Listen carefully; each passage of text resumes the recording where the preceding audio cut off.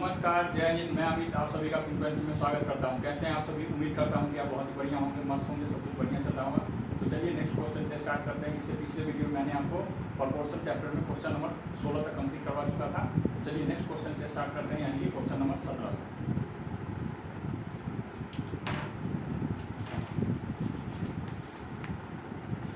क्या कहता है question number 17? Question number 17, the sum of the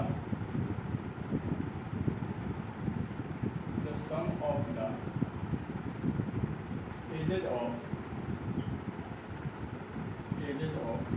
three persons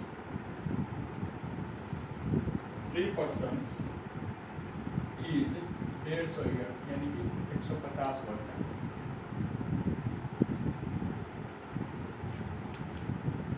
10 years ago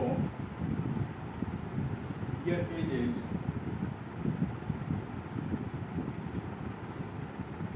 were in the ratio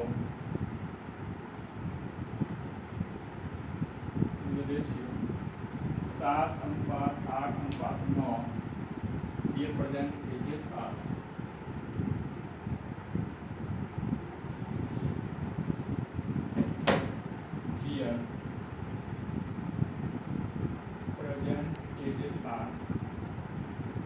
क्या होगा? यानी क्वेश्चन में ये कह रहा है कि the sum of age of 3 person, यानी कि 3 व्यक्तियों का जो एज का जो सम है वो 150 साल है, यानी कि 150 ईयर है। 10 ईयर एगो, यानी कि 10 साल पहले उसका जो अनुपात था, उम्र का जो अनुपात था, their ages were in the ratio of 7:8:9, यानी 7, 8 और 9 का अनुपात में था 10 साल पहले। रेशियो का मतलब होता है किसी संख्या को छोटा करके लिखना, ठीक है। यानी ये उम्र को रेशियो में बता रहा है, यानी कि उसको छोटा करके बता रहा है, ठीक है। Where in the ratio of 7:8:9। तो दियर प्रेजेंट एज, यानी कि उसका प्रेजेंट एज क्या है, तो वो क्या है 10 साल पहले का है, और वो भी क्या है रेशियो में दिया गया, और हमको वर्तमान एज ज्ञात करना है, ठीक है। तो उसमें क्या है 10 साल पहले, तो 10 years ago इस सबका एज कितना है 3 पर्सन का 7, 8 और 9 इस टर्म में है, यानी कि इस अनुपात में है। अगर आप सिर्फ ये कॉमन सेंस लगाइए कि आज से आपका 10 वर्ष पहले जो उम्र था वो 10 वर्ष था। मैं क्या कर रहा हूँ कि आपका जो उम्र था आज से 10 वर्ष पहले 10 साल था, तो अब कितना होगा, तो क्या हो जाएगा उसमें 10 हम लोग क्या करेंगे ऐड कर देंगे, तो आज आपका उम्र कितना हो गया 20 साल हो गया, ठीक है। यानी ये कह रहा है कि 10 ईयर हो, यानी कि 10 साल पहले जो था उसका 7 और 8 और 9 के अनुपात में था, तो अब कितना होगा प्रेजेंट एज क्या होगा, इसमें हम लोग क्या करेंगे 10 जोड़ देंगे, तो इसको हम लोग क्या मान लेते हैं, यानी कि सबका एज जो है उसको हम x मान लेते हैं, ठीक है। तो 7x, 8x और 9x ये मान ली। तो अभी प्रेजेंट एज जो होगा, प्रेजेंट एज क्या होगा 7x प्लस 10, और इसका क्या हो जाएगा, दूसरे का क्या हो जाएगा 8x प्लस 10, और इसका क्या हो जाएगा 9x प्लस 10 हो जाएगा, ठीक है। और their sum of their ages of 3 person is 150 year, यानी कि 150 साल है, यानी कि एज का जो सम है वो 150 वर्ष है।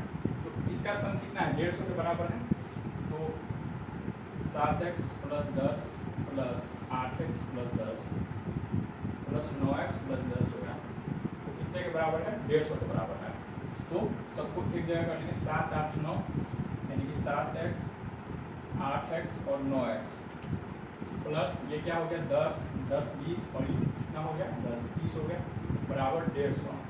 तो 7, 8, 15 और 9 24 हो गया, तो 24x बराबर कितना हो गया 150 माइनस 30 हो गया, तो 24x बराबर कितना हो गया 120।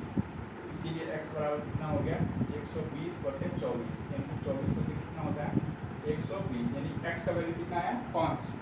तो अब क्या पूछ रहा है हमसे कि प्रेजेंट एज क्या है, तो प्रेजेंट एज हम इसको माने थे, यानी 7x प्लस 10, 8x प्लस 10 और 9x प्लस 10, तो उसको हम पुट करेंगे। तो प्रेजेंट एज क्या हम माने थे, प्रेजेंट एज क्या माने थे, एज बराबर 7x प्लस 10, तो 7 गुना 5 प्लस 10, यानी कि 7 5 35 और 10 कितना हो गया 45 हो गया, ठीक है। दूसरा हम क्या माने थे 8x प्लस 10, यानी कि 8x प्लस 10, तो 8 गुना 5 प्लस 10, 8 पंचे 40 और 10 कितना हो गया 50 हो गया।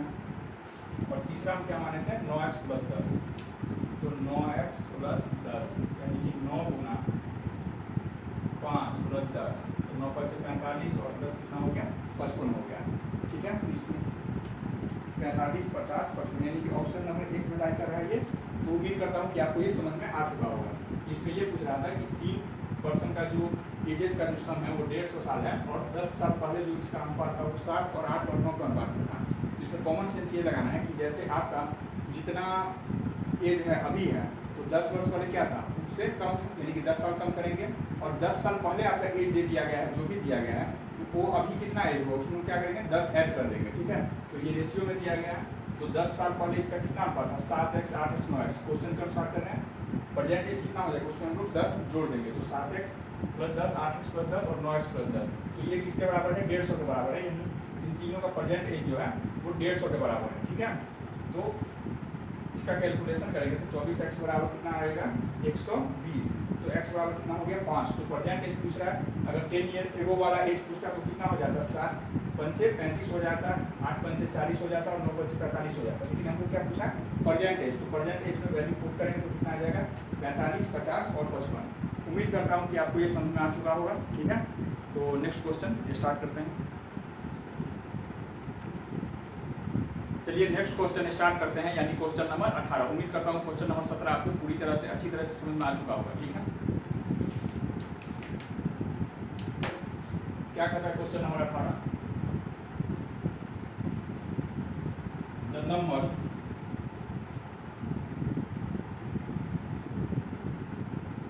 द नंबर्स 14 16 35 42, ठीक है, are not in proportion, are not in proportion. ठीक है, the fourth term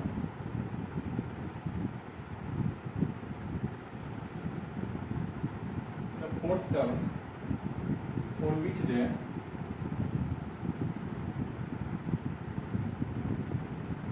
they will be in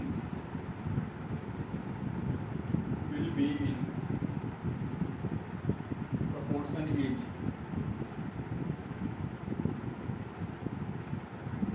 क्या होगा। यही क्वेश्चन है, the numbers 14 16 35 and 42 are not in proportion, यानी कि ये क्या है समानुपात में नहीं है। The fourth term for which they will be in the proportion is, यानी कि तीन संख्या को ऐसे ही रहने देना है। ये चौथा टर्म जो है यानी कि एक्सट्रीम पोजीशन पे जो है, यानी कि एक एक्सट्रीम पोजीशन क्या है 14 है और एक क्या है 42 है। इसमें क्या बोलता है कि फोर्थ टर्म यानी ये फर्स्ट सेकेंड और ये थर्ड ये फोर्थ टर्म को कुछ ऐसा बनाया जाए कि वो क्या हो जाए प्रोपोर्शन में हो जाए। तो हम ये जानते हैं a बाई बी बराबर क्या होता है c बाई डी के बराबर होता है। इसको हम लोग क्या मानेंगे, a मानेंगे, इसको b, इसको c और इसको d।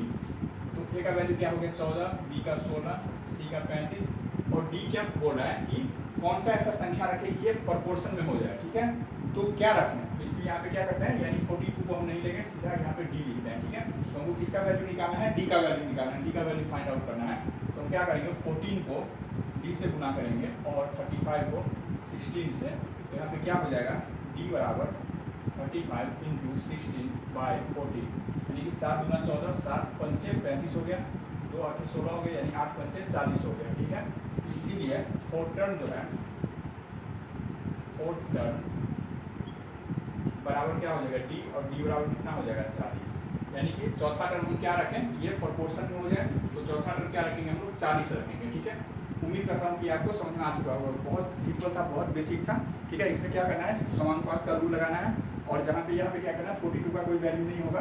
क्यों, क्योंकि यहाँ पे क्या पूछा है कि कौन सा ऐसा संख्या रखें कि ये सारा प्रोपोर्शन में हो जाए। तो यहाँ पे क्या कितना रखेंगे 40 रखेंगे। ठीक है, तो इसको हम क्या करते हैं उसको d मान लेते हैं और इसके बाद सिंपल कैलकुलेशन करते हैं AD बराबर क्या होगा, यानी AD BC के बराबर होता है तो d फाइंड आउट करना है। तो वैसे भी क्या हो जाएगा d बराबर क्या हो जाएगा a बाई बी बराबर c बाई डी है, तो AD बराबर BC होता है तो d बराबर क्या होगा BC बट्टा a हो जाएगा। तो इस तरह से भी निकाल सकते हैं या डायरेक्ट पुट करके भी निकाल सकते हैं। उम्मीद करता हूँ कि आपको समझ में आ चुका होगा। चलिए नेक्स्ट क्वेश्चन स्टार्ट करते हैं, क्वेश्चन नंबर 19। क्या कहता है question number 19, question number 19, if x by y x बटे वाई बराबर z बटे w, यही है इम्प्लाइज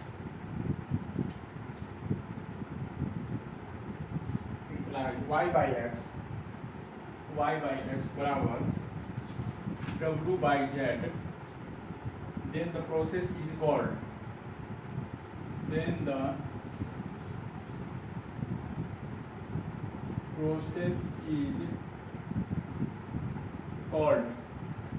अब ये प्रोसेस क्या होगा, इसमें क्या पूछ रहा है कि x बाई वाई जो है वो z बाई w के बराबर है।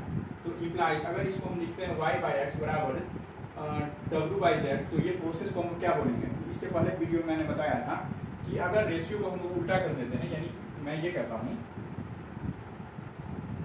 कि a बाई b जो है वो c बाई d के बराबर है, इसी को हम लोग क्या बोलते हैं, क्रॉस प्रोडक्ट रूल बोलते हैं, यानी AD बराबर BC के बराबर है।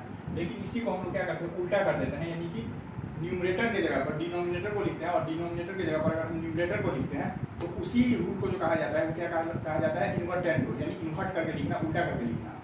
तो इसको हम ऐसे लिखते हैं, यानी B बाई A बराबर D बाई C, ठीक है। तो उसी तरह हम इसको क्या लिखेंगे, अगर x बाई वाई दिया गया है बराबर है z बाई w का, तो इसको हम लोग क्या लिख सकते हैं, y बाई x बराबर w बाई z। तो इस प्रोसेस को क्या बोलेंगे, इन्वर्ट करके लिखा गया है, इसका क्या नाम होगा, इन्वर्टेंडो। तो ये थ्योरी में पूछ दिया गया था कि एक इक्वेशन देकर पूछ दिया गया था कि अगर ये बन जाता है तो इस प्रोसेस को हम लोग क्या बोलेंगे, इन्वर्टेंडो, अल्टरनेंडो, एडेंडो, सब्सटेंडो, क्या बोलेंगे, तो इन्वर्टेंडो बोलेंगे। सिर्फ ये इसीलिए मैंने आपको थ्योरी में कंप्लीट करवाया था। उम्मीद करता हूँ कि आपको समझ में आ चुका होगा। चलिए नेक्स्ट क्वेश्चन स्टार्ट करते हैं। क्वेश्चन नंबर 20 क्या कहता है, question number 20, if P by Q बराबर R बाई S बराबर P माइनस R बटा Q माइनस S इसके बराबर है, द प्रोसेस इज कॉल्ड,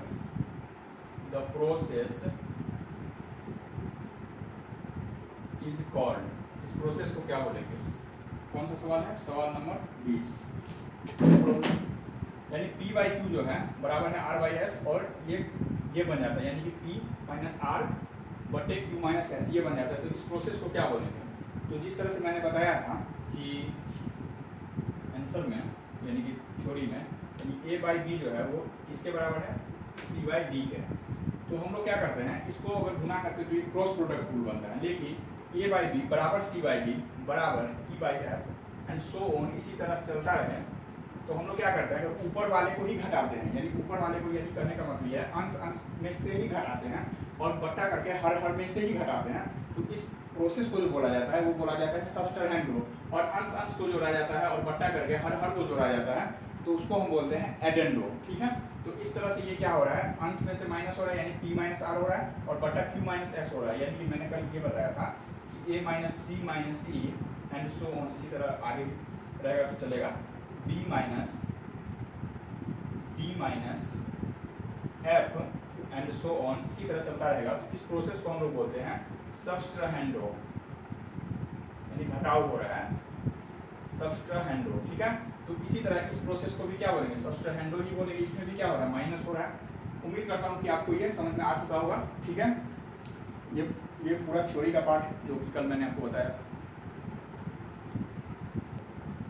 चलिए नेक्स्ट क्वेश्चन स्टार्ट करते हैं। उम्मीद करता हूँ कि इससे पिछला क्वेश्चन आपको समझ में आ चुका होगा। नेक्स्ट क्वेश्चन से स्टार्ट करते हैं। क्वेश्चन नंबर 21 यही है। क्या कहता है question number 21, question number 21, if A by B बराबर C बाई D, ठीक है, इम्प्लाइज A प्लस B बट्टा A माइनस B बराबर C प्लस D बट्टा C minus D, the process is called,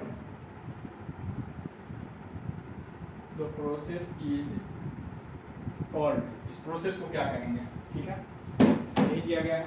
यानी कि ए बाई बी जो है वो सी बाई डी यानी इम्प्लाइज करके, यानी कि ये जो प्रोसेस बनता है वो ए प्लस बी बट्टा ए माइनस बी बराबर सी प्लस डी बट्टा सी माइनस डी बनता है। तो इस प्रोसेस को क्या बोलेंगे? जिस तरह का से हमको समझ में आ रहा है देखकर कि ए प्लस बी और बट्टा बी जो होता है वो किसमें होता था, किसमें होता था, और ए माइनस बी बट्टा बी ये किसमें होता था, ये हम लोग जानते हैं। ठीक है, तो इसका सॉल्यूशन स्टार्ट करते हैं। जैसे ए बाई बी बराबर सी बाई डी दिया गया है, तो कल मैंने थ्योरी में इसको कंप्लीट करवाया था कि अंश और हर दोनों को जोड़ते हैं, यानी कि A plus B by B बराबर C plus D by D. ठीक है, यानी कि डिनोमिनेटर से भाग करते हैं, इसमें भी डिनोमिनेटर से भाग करते हैं। तो इस प्रोसेस को जो कहा जाता है वो कहा जाता है कॉम्पोनेंडो, कॉम्पोनेंडो।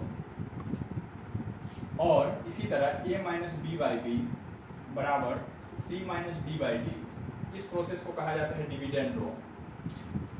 जब ये दोनों प्रोसेस जुड़ता है तो इसको कहा जाता है कॉम्पोनेंडो एंड डिविडेंडो। क्या होगा? इसको जोड़ेंगे तब A plus B by B बट्टा A minus B by B बराबर C plus D by D बट्टा C minus D by D. तो क्या हो जाएगा? बी से बी कट गया, यहाँ डी से डी कट गया, तो बचा क्या? ए प्लस बी बट्टा ए माइनस बी बराबर सी प्लस डी बट्टा सी माइनस डी। इसी प्रोसेस को हम लोग जो बोलते हैं वो क्या बोलते हैं? Componendo and dividendo. इस प्रोसेस को क्या कहा जाता है? Componendo and dividendo. उम्मीद करता हूँ कि आपको समझ में आ चुका होगा। ठीक है, इस प्रोसेस को क्या कहा जाता है? दो कॉम्पोनेंडो एंड डिविडेंडो। मैंने प्रूफ करके भी बता दिए दोबारा से, और इसको मैंने थ्योरी में भी कंप्लीट कराया था। ठीक है, उम्मीद करता हूँ कि आपको समझ में आ चुका होगा। चलिए नेक्स्ट क्वेश्चन स्टार्ट करते हैं। क्वेश्चन नंबर 22 क्या कहता है? Question number 22, if you by B, if you by B बराबर W by B, then u minus B बट्टा u प्लस बी बराबर w माइनस बी बट्टा w प्लस बी, यही the process is called, the process is called. इस process को क्या कहेंगे? Simple सा लॉजिक है। यहाँ पे कॉम्पोनेंडो एंड डिविडेंडो में जिस तरह से हम जानते हैं, यहाँ पे क्या होता है? ऊपर प्लस होता है, नीचे माइनस होता है, लेकिन यहाँ पे दोनों साइड देख रहे हैं माइनस है और नीचे प्लस है। तो क्या हो जाएगा? पहले डिविडेंडो दिया गया रहेगा और इसके बाद कॉम्पोनेंडो। तो इसका भी रूट वही होगा, डिविडेंडो एंड कॉम्पोनेंडो। हम कॉम्पोनेंडो एंड डिविडेंडो पढ़े थे, लेकिन ये उल्टा बोल दिया, तो हम समझ लेते हैं कि इसका ट्रिक क्या होगा। चलिए, जिस तरह से हम जानते हैं कि ए बाई बी बराबर किसके बराबर होता है? सी बाई डी के बराबर होता है। ठीक है, तो ये क्या, ये प्रोडक्ट रूल कराता है। क्या? कौन सा प्रोडक्ट? क्रॉस प्रोडक्ट रूल, यानी ए डी बराबर किस क्या होता है? बी सी के बराबर होता है। तो यहाँ पे क्या दिया गया है? इसको हम लोग ऐसे लिख सकते हैं, A minus B by B बराबर C minus D by D. तो इस रूल को हम लोग क्या बोलते हैं? Dividendo, dividendo. ठीक है, A plus B by B बराबर C plus D by D, इसको बोलते हैं कॉम्पोनेंडो। ठीक है, इसी तरह से अगर इस दोनों को हम ऐड करेंगे, यानी पहले डिविडेंडो को और इसके बाद कॉम्पोनेंडो को, इससे पिछले सवाल में मैंने क्या किया था कि पहले कॉम्पोनेंडो को ऐड किया था और इसके बाद डिविडेंडो को। तो पहले कॉम्पोनेंडो लिया, इसीलिए ए प्लस बी ऊपर आ गया, और इसके बाद क्या है, यानी कि डिनोमिनेटर में डिविडेंडो आ गया, ए माइनस बी आ गया। लेकिन इस बार हम क्या करते हैं? प्रोसेस उल्टा करते हैं। ठीक है, तो ये प्रोसेस क्या कहलाएगा वो हम समझने की कोशिश करते हैं। तो यहाँ पे क्या हो जाएगा? इस दोनों को ऐड अगर करेंगे तो ए माइनस बी बट्टे बी, ये है बराबर C minus D by D बटे A plus B by B और C plus D by D. तो यहाँ से क्या होगा? बी से बी कैंसिल हो जाएगा, यहाँ डी से डी कैंसिल हो जाएगा। तो क्या बचेगा यहाँ पे? यहाँ पे बचेगा क्या? A minus B by A plus B और C minus D by C plus D. इससे पहले हमने कॉम्पोनेंटो एंड डिविडेंडो में देखा था कि ऊपर प्लस आता है और नीचे माइनस। यहाँ पे पहले क्या आता है माइनस, इसके बाद प्लस। तो ये क्यों आया? क्योंकि पहले हमने डिविडेंडो उठाया और इसके बाद कंपोनेंटो। तो इस प्रोसेस को जो बोलेंगे डिविडेंडो एंड कंपोनेंटो, डिविडेंडो एंड कंपोनेंटो। ठीक है, उम्मीद करता हूँ कि आपको ये समझ में आ चुका होगा। कंपोनेंटो एंड डिविडेंडो और डिविडेंडो एंड कंपोनेंटो। ठीक है, यानी जिसमें प्लस ऊपर रहेगा इसके बाद नीचे माइनस, उसको बोलेंगे कंपोनेंटो एंड डिविडेंडो, और जिसमें माइनस रहेगा इसके बाद प्लस आएगा, ठीक है, तो उसको हम लोग बोलेंगे डिविडेंडो एंड कंपोनेंटो। उम्मीद करता हूँ कि ये सवाल आपको समझ में आ चुका होगा। ठीक है, उम्मीद करता हूँ कि आपको क्वेश्चन नंबर 22 तक समझ में आ चुका होगा। तो चलिए नेक्स्ट क्वेश्चन से स्टार्ट करते हैं, यानी क्वेश्चन नंबर 23 से। ठीक है, क्या कहता है क्वेश्चन नंबर 23? क्वेश्चन नंबर 23 12, 16 और स्टार दिया गया है। ठीक है, ये स्टार देते हैं 20 are in proportion, are in proportion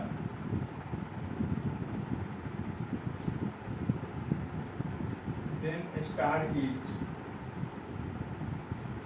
इसमें ये बोल रहा है कि 12, 16 और एक स्टार है, यानी कि कुछ भी नहीं है, कोई संख्या फाइंड आउट हमको करना है, और 20 ये सब क्या है? प्रोपोर्शन में है। और जब ये बोल दिया है प्रोपोर्शन में है तो हम क्या सोच लेंगे? ए बाई बी बराबर सी बाई डी, यानी ए डी बराबर बी सी के बराबर है। तो पूछ रहा है स्टार का वैल्यू क्या होगा। ठीक है, तो स्टार या हम लोग क्या प्रश्नवाचक चिन्ह लेकर सॉल्व करेंगे इसको। तो हम जानते हैं कि इसका मान क्या हो जाएगा, जैसे 12 है, 16 है, स्टार है और 20 है, तो ये क्या हो गया? ये ए हो गया, ये क्या हो गया? ये बी, और ये सी, और ये डी हो गया। ठीक है, तो क्रॉस प्रोडक्ट रूल से हम लोग जानते हैं, या प्रोपोर्शन के रूल से जानते हैं कि ए डी बराबर किसके बराबर होता है? बी सी के बराबर होता है। चाहे हम इसको ऐसे लिख सकते हैं ए बाई बी बराबर सी बाई डी के बराबर है। ठीक है, तो ए का मान क्या है? यहाँ पे 12 है, बी का मान क्या है? 16 है, सी का मान क्या है? स्टार है। ठीक है, स्टार ही लिखते हैं, और डी का मान क्या है? 20 है। तो इसीलिए क्या हो जाएगा? स्टार बराबर क्या हो जाएगा? 20 गुना 12, यानी 12 को 20 से गुना करेंगे और 16 से भाग करेंगे। ये गुना में है तो क्या हो जाएगा? बराबर 20 से भाग में आ जाएगा। तो 4 या 12 और 4 चौके 16, 4 पंचे 20, तो कितना हो गया? 15 हो गया। स्टार का वैल्यू 15 हो गया। अगर इसको हमको सत्यापन करना है, प्रूव करना है कि ये हमारा सही है आंसर की नहीं है, तो उसको हम कैसे चेक करेंगे? तो ए बाई बी बराबर सी बाई डी, इससे ए बाई बी बराबर सी बाई डी से। तो ए का वैल्यू क्या है? 12 है, बी का वैल्यू क्या है मेरा? 16 है, सी का वैल्यू कितना है? सी का वैल्यू हमने फाइंड आउट किया है 15 है, और डी का वैल्यू 20 है। तो ए डी बराबर कितना होता है? बी सी के बराबर होता है। तो यानी कि 20 को 12 से गुना करेंगे तो कितना होगा? 240 होगा, और 16 को 15 से गुना करेंगे तो कितना होगा? 240 होगा। यानी कि दोनों क्या हो गया? बराबर हो गया। यानी 240 बराबर कितना हो गया? 240 के बराबर हो गया। यानी कि मेरा क्या है? ये जो मैंने फाइंड आउट किया है ये बराबर है, सही है। ठीक है, उम्मीद करता हूँ कि आपको समझ में आ चुका होगा। ठीक है, चलिए नेक्स्ट क्वेश्चन स्टार्ट करते हैं। क्वेश्चन नंबर 24 क्या कहता है question number 24? 4 star 9 13.1/2 are in proportion, ये क्या है? समानुपात में है। Are in proportion then star is, इसका वैल्यू क्या होगा? पूछ रहा है कि स्टार का वैल्यू क्या होगा? ये सभी संख्या क्या है? प्रोपोर्शन में है। तो हम जानते हैं कि ए डी बराबर क्या होता है? बी सी के, यानी ए बाई बी किसके बराबर होता है? सी बाई डी। ए का वैल्यू क्या दिया गया है? 4 दिया गया है। बी का वैल्यू क्या दिया है? कुछ नहीं है, तो स्टार है। सी का वैल्यू क्या है? 9 है, और डी का क्या दिया गया है? 13.1/2। तो हम यहाँ पे आपको बता देते हैं 13.1/2 जो लिखा गया है, इसको हम लोग तोड़ेंगे तो 13 दूना 26, 1 27/2 यही लिखा है। तो इसको जो हम भाग करेंगे तो 13.5 आएगा। या डायरेक्ट आप ऐसे भी समझ सकते हैं 13.1/2 जो दिया गया है वो कहीं ना कहीं 13 + 1/2 दिया गया है। ठीक है, 13.1/2 जो है वो 13 + 1/2 दिया गया है।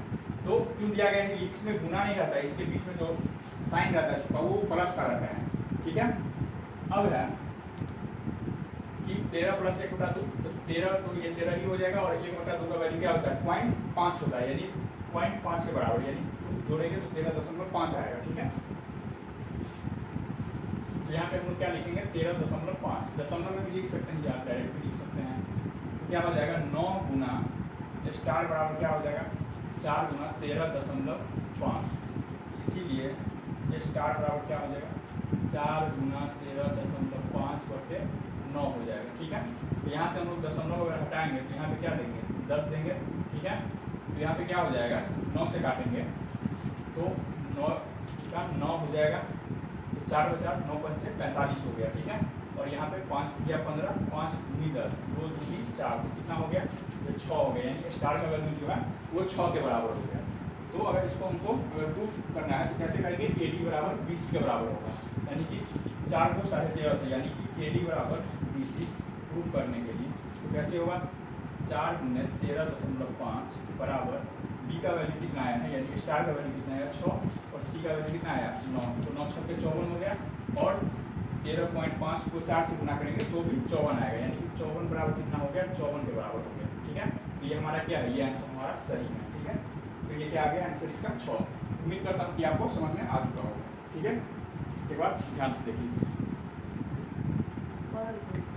चलिए नेक्स्ट क्वेश्चन स्टार्ट करते हैं। ठीक है, क्वेश्चन नंबर 25।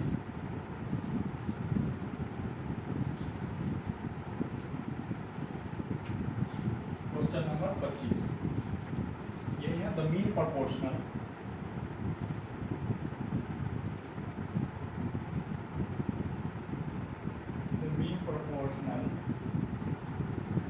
between 1.4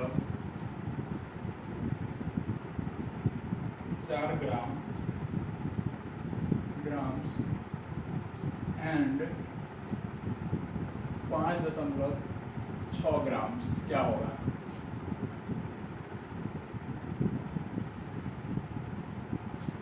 ये पूछा है, तो हम जानते हैं कि मीन प्रोपोर्शनल बराबर क्या होता है। मीन प्रोपोर्शनल कैसे निकालते हैं कि A/B बराबर B/C क्यों निकालते हैं, क्योंकि अगर A और B दो ही संख्या दिया गया अगर है तो C और D फिर हम कैसे फाइंड आउट करेंगे। ठीक है, तो इसका फॉर्मूला होता है B² बराबर AC, इसी से थर्ड प्रोपोर्शनल भी निकलता है। थर्ड प्रोपोर्शनल का फॉर्मूला क्या होता है C बराबर B²/A, और मीन प्रोपोर्शनल का क्या हो जाता है B बराबर √AC, इसीलिए B बराबर क्या हो जाएगा √A और C। मीन हमको निकालना है, यानी कि इस दोनों के बीच का संख्या निकालना है, मीन निकालना है, तो उसको हम क्या मानेंगे C मानेंगे। तो B बराबर क्या हो गया A का मान 1.4 गुना 5.6 हो गया। ठीक है, तो इसको हम लोग गुना करेंगे तो कितना हो जाएगा